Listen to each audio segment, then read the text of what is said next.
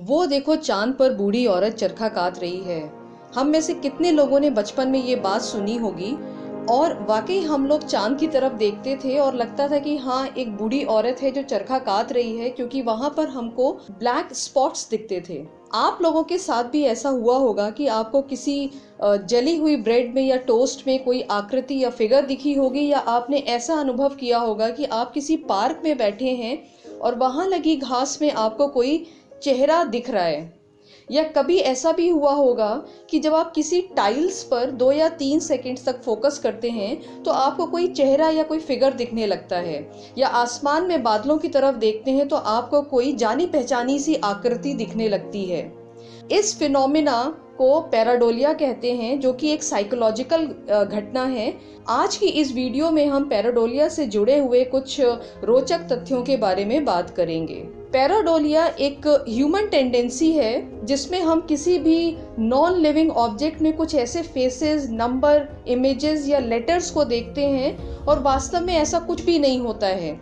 या किसी गाने को सुनते हैं तो ऐसा लगता है कि इसमें कोई छुपा हुआ मैसेज है और वो हमारे लिए ही है। क्या पैराडोलिया एक डिसऑर्डर है?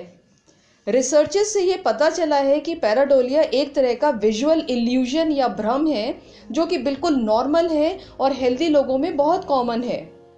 एक समय पैराडोलिया को साइकोसिस या मनोविकृति से जोड़ा जाता था, पर अब ये पता चल चुका है कि पैराडोलिया एक हेल्दी या नॉर्मल टेंडेंसी है।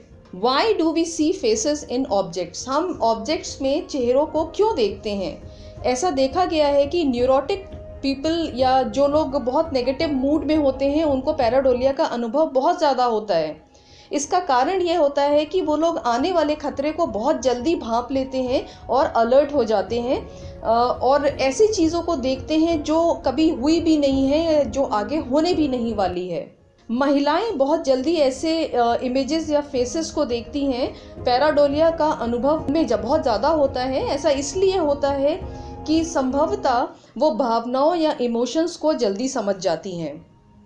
अगर आप लोगों के साथ भी इसी तरह के कुछ अनुभव या पैराडोलिया से रिलेटेड कुछ घटनाएं हुई हैं तो कमेंट बॉक्स में ज़रूर लिखें। साइकोलॉजिस्ट इस घटना को अपने साइकोलॉजिकल टेस्ट के लिए बहुत ही अच्छा मानते हैं।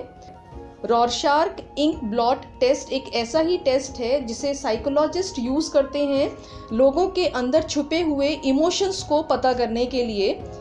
इस टेस्ट में पेपर पर इंक की कुछ बूंदों को गिराते हैं और पेपर को फोल्ड कर लेते हैं और उसके बाद जो आकृति बनती है उसे क्लाइंट इंटरप्रेट करता है। पैराडोलिया में हमारा ब्रेन विजुअल डेटा या इंफॉर्मेशन को इंटरप्रेट करता है। फ्यूजिफॉर्म फेस एरिया हमारे ब्रेन के विजुअल सिस्टम का वो हिस्सा है जो चेहरों को पहचानता है।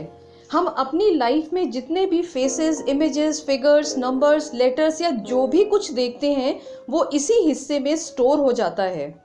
और जब भी हम किसी नॉन लिविंग ऑब्जेक्ट्स जैसे बादलों को देखते हैं, घास को देखते हैं, टाइल्स को देखते हैं, रॉक्स या माउंटेन्स को देखते हैं, तो यह फ्यूजिफॉर्म फेस एरिया एक्टिव हो जाता है और हमें उन ऑब्जेक्ट्स में कुछ फेस जैसी चीज़ें दिखने लगती हैं।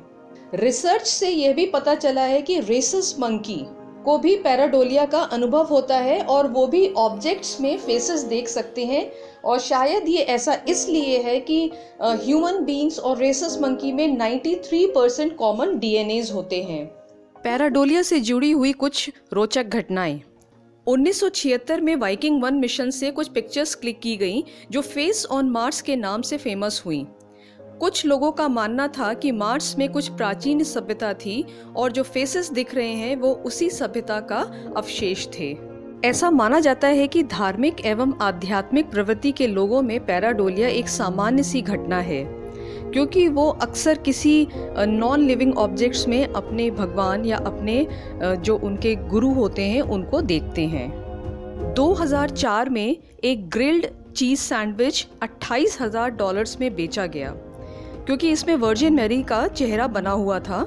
ऐसा जिस महिला ने उस सैंडविच को 10 साल पहले ऑर्डर किया था और खाने ही वाली थी, तो उन्होंने देखा कि उसमें कुछ आकृति बनी हुई है जो वर्जिन मैरी जैसी है।